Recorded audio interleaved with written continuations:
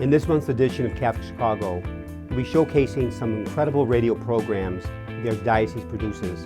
Stay with us. You won't want to miss a minute of this edition of Catholic Chicago.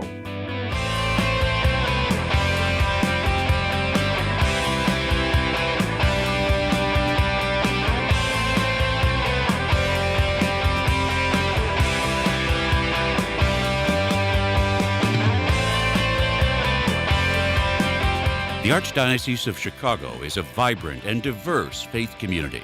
We celebrate our faith through worship, evangelization, and reaching out to the needy. Welcome to Catholic Chicago. Hello, I'm Father Greg Sakowicz, Rector of Holy Name Cathedral. Thank you for joining us for another episode of Catholic Chicago. Radio podcasts are everywhere nowadays. There's Archdiocese of Chicago is no exception. Every week, there are hours of great Catholic content being produced from this studio. The topics cover everything in the Catholic world, from sacraments to parish picnics and everything in between. First up is the monthly program, Dare to Love. This show cultivates vocation awareness in the Archdiocese of Chicago. A wide variety of guests can be heard talking about their personal vocation journeys. Let's take a look at Sister Lavina's most recent show. I'm going to let you introduce yourself, but I just wanted to say that not only is this pastor of St. Hubert's, you've also served as one of the board members for the Chicago Archdiocesan Vocation Association, otherwise known as CAVA. So why don't you introduce yourself, probably like your ministry role and maybe, you're being a pastor, but also before being a pastor, what your role was in the past. Yeah, so I've been a priest about 15 years now. So, but all that time, I've always been involved somehow in vocation work. So from the very first few years of the priesthood, I was at St. William's as an associate pastor, but I worked under Father Joe Noonan as well. He was the vocation director at the time. And there was assistant vocation directors in each of the vicariates. So I was one of those. So I did that for a while. And then for 6 years, I was asked to be director of recruitment at St. Joseph College Seminary. And so I worked with young men coming into the seminary to pursue and discern priesthood at that point in their life when they were in college. So those were some really, really good years and some great years to be with them and to journey with them. And then I became a pastor of St. Hubert. Right. And, it's so interesting because I remember, as part of CAVA, before I got the job of being coordinator, you have already, in a way, either indirectly or directly, have worked with the religious vocation ministers. And who was the first person that you met that you kind of partnered with in CAVA? Well, it was through the way that CAVA runs. A lot of it is there's through committee work, and one of the committees is local parish work. So I worked with that group at the time, the sisters and the brothers that were part of that group and that committee, and that the goal for that was how do you foster a sense of vocations in parishes. And so one of the ways is through presence and through being there and being witnesses of that, because we do know that, it has to start, the vocation starts in a family, and then it's kind of nurtured in a family, but also absolutely through the parish. Right. And so Pope Francis calls the parish a family of families. And so, so the parish is a real important place where it can be realized if there's support of it and there's talk about it, and young men and women can see it as a real alternative for their life or a choice for their life, and that's a good choice and a good choice to make and a normal choice to make, and that's something different but something fulfilling and meaningful. Right. Yeah. And I think it's just so important for young people. I remember when I was really young, I really had no idea what direction my life was going. And that is a critical time to get some help, to be accompanied by our mentors. And, it would have been not necessarily like for recruitment per se, but just a guidance, some sort of guidance. But you have some studies that you are here to share with us. Yes, yeah, because it is really important for young people to realize that this is a normal choice. And I've been thinking about it for a long time, but we grow up, and people ask us, "Who do you want to be when you grow up?" Right. And really, it's so mind-boggling that the choices that you discover. But it's a different thing. What the church wants us to do is ask, who does God want me to be, and how can I love best in this world and fulfill the commandment that we all have, our baptismal commandment to love. And it's very different when you ask God, what do you want me to be, versus what do I want to be? Right. And so it's kind of looking at that and always planting that idea into people's minds, because there is really good news out there in that young people are actually still open to it and considering it. So recently, the Office of Catholic Schools has they survey students and parents and teachers each year. They've been doing the last few years about Catholic education, but the Catholic piece that's different. It's called the 5 Essential Survey. But the Catholic piece is asking Catholic students, have you thought about religious life? And so the superintendent at the time, Jim Rigg, made sure he had that question in there to see what are young people thinking, because it's really helpful. And this past year, when they did that, so they asked the students, have you ever thought about a religious vocation? And how many times a year do you think about it? So the statistics tell us, on average, about 53% of students are thinking about it in the grade schools, at least once a year. And then as you go through the different levels, when you ask once a day, it's still about 11%. So that's about right.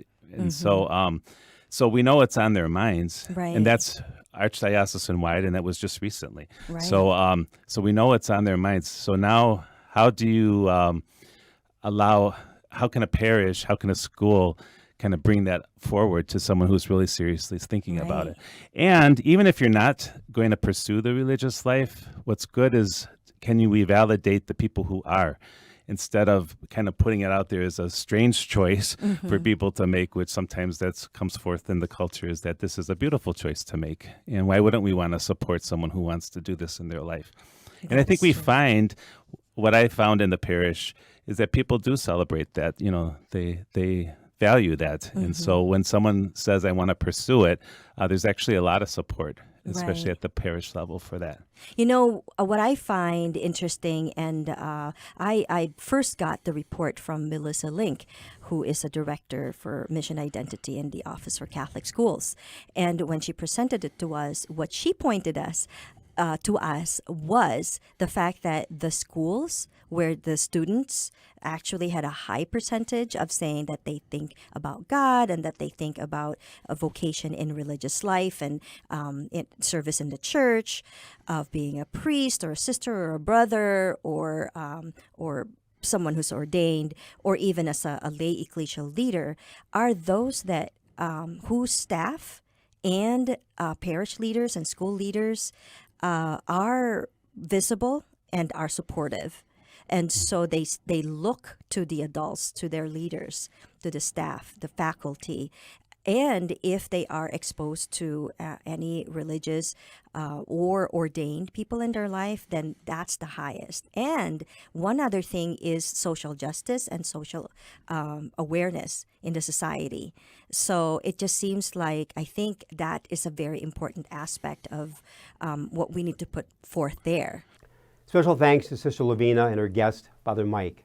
If you are considering a religious vocation, visit archchicago.org/vocations for more information. Stick around. After the break, we'll be hearing from a guest that will tell us about her ministry that helps bring her closer to God. Back in a moment.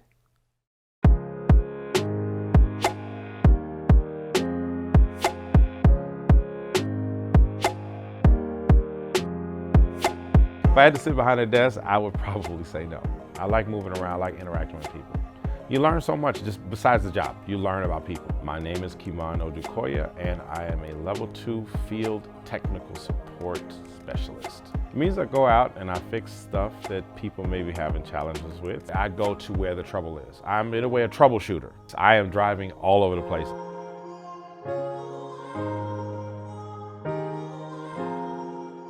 I didn't think it was all high tech. I thought church, little closet converted, a couple of servers, all the tools that we need to do whatever we need to do. We use the latest and the greatest. I don't really see the difference between this setting and a corporate setting. I love it. I love it. I meet different people and I'm always learning something, not just about the work, but how people use our technologies. There's plenty of opportunities, plenty of fun to have, plenty of things to learn, and plenty of faith to consume.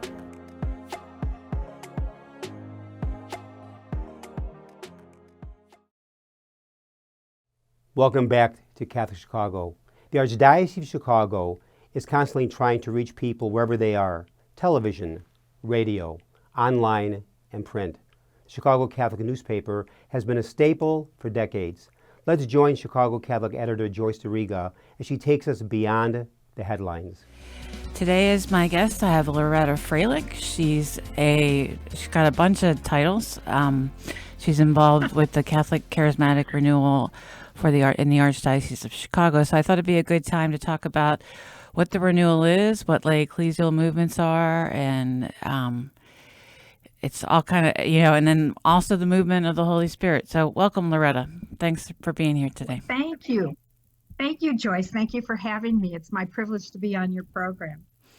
So tell us what the Charismatic Renewal is, for those who might not know. The Charismatic Renewal had its beginnings at Pentecost. And that was when a bunch of men and women, our apostles and Blessed Mother, the women in the room, they had known Jesus. They had walked with Jesus. They had seen Jesus suffer the cruelest of all deaths. And what ended up happening was the Lord came to life. He was resurrected. Everything he said was going to happen, they now were with him yet again. We're talking about the Catholic Charismatic Renewal. Loretta's a leader both locally in the Charismatic Renewal and nationally. She's I'm a board member of Pentecost Today, which, you want to explain what Pentecost Today is, Loretta? Sure. Pentecost Today is formerly the National Charismatic Renewal.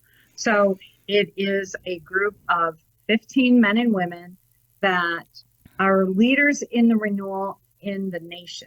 And we come together at least twice a year, but we are on working groups, so we are constantly looking at the state of the renewal and what's out there. Hawaii is like my dream come true as a bucket list destination place, but Hawaii has a renewal that is with their programming is reaching Europe, is reaching Asia. And so they had the foresight to take the COVID shutdown and get online with their programming, and they are always surprised when another nation is heard from. Here in Chicago, we have our renewal, which operates sort of the same way for the various prayer groups, but focusing nationally, we have a great conference that is coming up in October. So it's Jesus 2023. It's going to be exciting. Our speakers will include Bishop or Cardinal Raniero Cantalamessa, who is the preacher to the papal household, who, very interesting, I don't know if you know, but he had a conversion at a Catholic charismatic event. No, I didn't know that. Yes. Isn't that wild? Before he became preacher to the papal household, and I know you're familiar with this story. We in the renewal had him in person at one of our conferences, but Raniero Cantalamessa is a priest, and he's I want to say a Capuchin friar who wears a brown robe. But anyway, he did not believe in the renewal. And he thought the renewal was a bunch of, silliness. And that's generous. So what happened was there was a lady that was very active in the renewal, and there was a national charismatic event coming up in Kansas City. So she paid his ticket if you would please go. He did. He got to Kansas City, and in Kansas City, he was overcome by the Holy Spirit. And I'm sure you have, if you followed his career in any way, shape, or form, you know that he's transformed now for Christ in a new and powerful way. It doesn't take away from the sacrament of holy orders. It doesn't take away from what he's doing. But like the example that I use with my confirmation students, I take a glass of white milk, and this is you. And with baptism, with Eucharist, with reconciliation, pour in some chocolate syrup. But as you look at the glass, it's still white. The syrup is all at the bottom. But you take a spoon, the Holy Spirit, and stir it up, and now you have that glass of chocolate milk. And that's what happens to each of us as we put ourselves at the disposal of Holy Spirit, as we surrender our lives to him. And we say, yes, I love what you created. I am the beloved of God. Yes, it's great. I'm filled with these gifts. But come, Holy Spirit, and set me on fire for God, and let me take these gifts forth and change the world. Because that's what Christ told us to do. Go, heal the sick, cleanse the leper, raise the dead. I'm still working on the raise the dead. I haven't cleansed any lepers, but I am praying for people, and they do get better. I am invoking the Holy Spirit on people's lives, just as Jesus taught us to, and there are changes. There is a world out there that is hungry to know Jesus, hungry to know his saving power, hungry to know his peace and his love. And, who am I to say I'm not going to be able to do it? We got to get out there, and we've got to bring people to the Holy Spirit and to Jesus and to a life full of our Catholic faith. I feel like, and maybe this is just me, but I feel like we don't understand the Holy Spirit as well as we should. That the idea of God as Father, the idea of Jesus as the Son, is easy to wrap your Right. mind around. But and even we're talking about Renew My Church and the going on in the Archdiocese, and now unified parishes are now in the building the new reality. And really, I mean, it takes a huge involvement of the Holy Spirit, right? Like to activate and energize and Yes. Well, I love the teaching, Joyce, that the Charismatic Renewal teaches us, through our bishops and our priests. But if you imagine the Father and the Son looking at each other, the gaze is so loving, is so incredibly filled with emotion and goodness, and that is the Holy Spirit. But I want you to think about a couple in love, and when they see each other, and when they haven't been apart, or think of that gaze you notice a bride and a groom have one for the other when they get married. That moment before the priest says, "You may kiss the bride." Think of that gaze looking lovingly into each other's eyes, and that's Holy Spirit. Tell us your website again. It's CCRCC at chicagorenewal.org. Our telephone number in the office is 708-209-1199. We don't want people to miss Jesus 2023. Thanks to Joyce and everyone at the Chicago Catholic for all their hard work. To keep up with the latest news, visit chicagocatholic.com. Don't go away. We have more great stuff coming up after the break.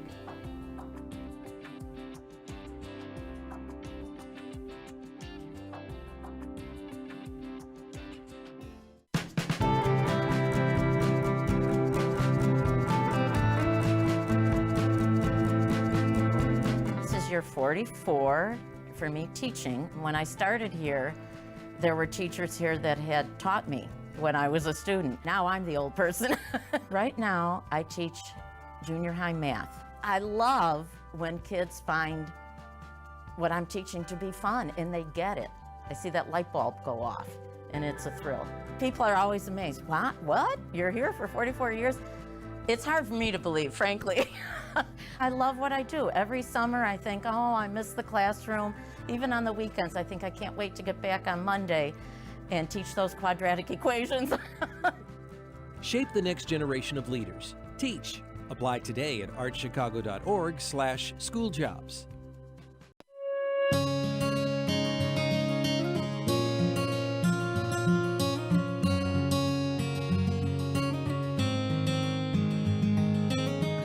Welcome back. Es fabuloso verlos. Dobrze jest znowu być razem. It's good to be together again. After so many months apart, pandemic capacity limits have been lifted, and we want to welcome everyone back to church. We can all pray together again. And listen as our choirs lift their voices in song. We've been together in spirit. And now, when you are ready, our doors are open wide.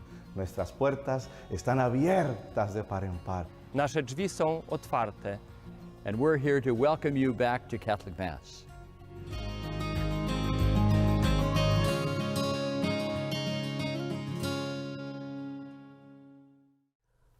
I have the privilege of being one of the regular hosts here on Catholic Chicago. I get to have incredible conversations with people every week. Recently, my co-host Mark Treese and I caught up with author Andy Armstrong. Here is a part of that great conversation. First of all, how did you come about writing the book, The Grace Arsenal? What was behind that? There was a whole lot of things. I'm now 35 years in the sales and marketing business in HVAC, believe it or not. And many things have happened in those 35 years, as you can imagine. Many good things and many not so good things. And the one thing I realized as I looked around throughout my career, starting 25 years ago, that the people I respected most were those who were acting with a sense of grace. And the other thing I noticed is they were rare. And I think there were a lot of reasons for that. I wanted to understand better, A, how I could act with grace, and B, why grace had seemed to leave the business world as often as it did, and what were the factors that caused that.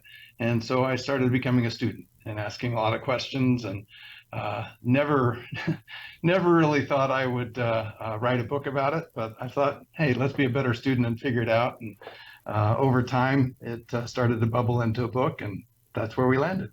What's the difference between a client that you worked with who was graceful and someone who wasn't? There's so many things, and I think as we go through the description of the book, it'll become more apparent. But to me, it starts with gratitude. I think gratitude is kind of the heart of my model, and when you're working with a client, if they have some gratitude for you as a supplier, or a manufacturer who has some gratitude for you as a distributor, whatever the relationship, if that gratitude is there, that's the starting point. Now, Andy, and for me, in your mind, define gratitude and define your definition of grace. Sure.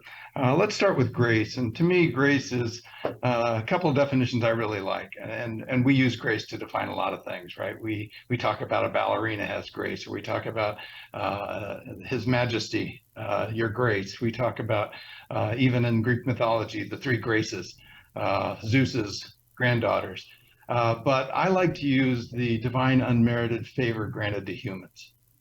To me, that speaks of this mass of goodness all about us that we were lucky enough to get, and quite often don't recognize it. But it's there, and we need to see it. Another one I really like in business is the exercise of love, kindness, mercy, favor, and a disposition to benefit or serve others. To me, those two definitions really capture what I'm trying to state as what grace can be in the business world, but is often missing. So you kind of, grace was embedded in your life. Business isn't necessarily a venue. It depends on who you're working with, like a Jim Dowdle, where he brought. But so the Grace Arsenal basically says you need tools. You need tools to move you not only to an awareness of grace, which what Greg was talking about, but also tools to continue to imbue that gracefulness to people that you're working with. What are some of the tools? Well, we talked earlier about gratitude as the first one, and to me that feeds all the other tools in the what I call the arsenal, and it's to me the gratitude is the fuel, right? Mm-hmm. So if I can every morning make a list of the things I'm grateful for, the people on my team who I'm thankful are here, the tools we've developed over time at our business to get better, the customers we brought onto our team that help us grow our business, the manufacturers we're partnered with who bring us great products every day. If I keep that top of mind, it makes it so much easier to share grace with others. Mm-hmm. And that, to me, feeds the next element in my grace pyramid, and that's humility. And there's a great definition of humility from Alison Merriman, and I call that one up because it's one that I just think really makes the difference in getting it up so I can read it to you here, because I think it's that important. She really, we've heard different things about humility, and we've heard humility is not thinking less of yourself, it's thinking less about yourself. We've heard often people think of humility as downplaying your own skills, but I think it's just the opposite. It's understanding who you are. And Ashley Merriman says, when someone has an accurate assessment of both his strengths and weaknesses, and he sees all this in the context of the larger whole, he's part of something far greater than he, and he knows he isn't the center of the universe. He is both grounded and liberated by this knowledge. Recognizing his abilities, he asks how he can contribute. Recognizing his flaws, he asks how he can grow. Beautiful. That's powerful. That's powerful. It really is. And if you start there with that mindset of humility, I bring some skills to the office, and those are important. I need to be aware of those. I need to share those. That's part of grace, sharing what I do well. But I also have to be willing to understand where I don't. Yeah. And the gratitude for my skills and the things my parents and my upbringing brought me is important. The gratitude for my team helps me with that grounding and really stays. If I do gratitude right, humility becomes easy. We're talking with Andy Armstrong. I'll hold up the book, The Grace Arsenal, Navigating Business Battlegrounds with Grace. Before Father Greg's next question, Andy, how can people find this book? Just go to Amazon and type in The Grace Arsenal, and it'll pop right up. Or you can go to my website, www.thegracearsenal.com. Andy, your email address or website one more time. Yeah, the website is www.thegracearsenal.com, and there's a picture of it. Thank you. Mm-hmm. And my email is equally simple, andy@thegracearsenal.com. Terrific. Beautiful. Remember, you can connect with new Catholic content and news from the Archdiocese each day by visiting our video streams. Just log on to our YouTube channel, Catholic Chicago. They're also available in podcast form wherever you get your podcasts. This brings us to the end of our show. Thanks for joining us. I'm Father Greg Sakowicz. Until next time, may God bless you and hold you in the palm of his hand.